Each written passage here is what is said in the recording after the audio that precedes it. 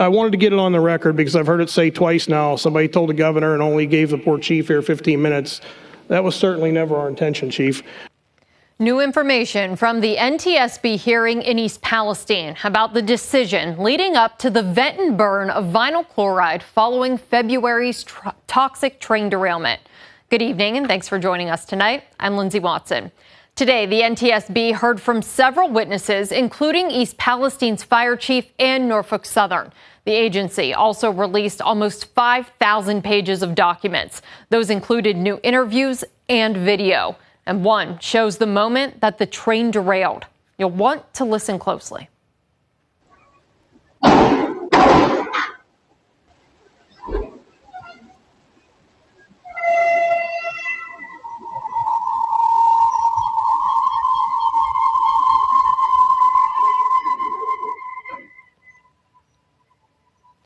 And new since 6, the last 4 hours of the hearings today focused heavily on the decision to vent and burn those burning train cars.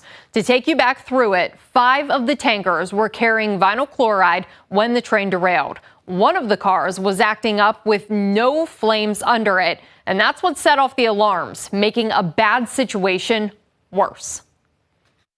The moment that one car in the middle on Saturday behaved the way it did, we made an absolute safety decision for the good of this community and for our own people.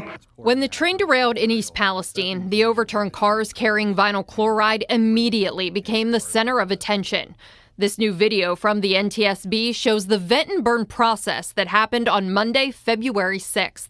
The agency wants to know how that final decision was made. When we get to vent and burn, it's because we're out of options.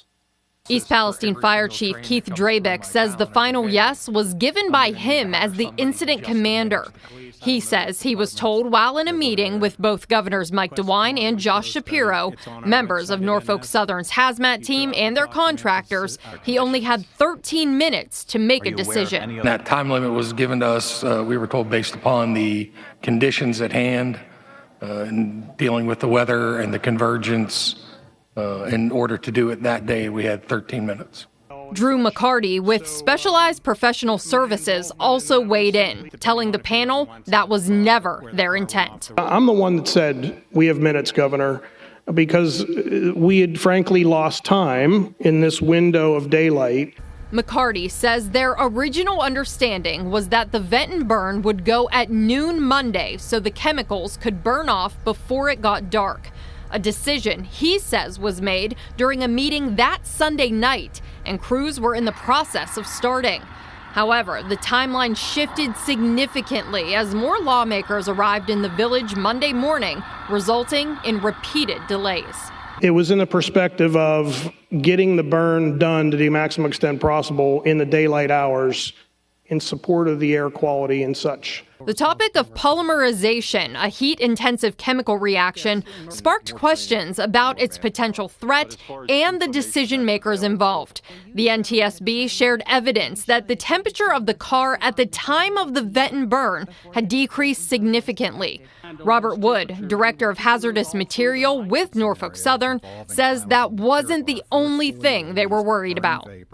These were high-pressure, liquefied flammable gas cars that had sustained mechanical damage from a 40-plus mile-an-hour derailment.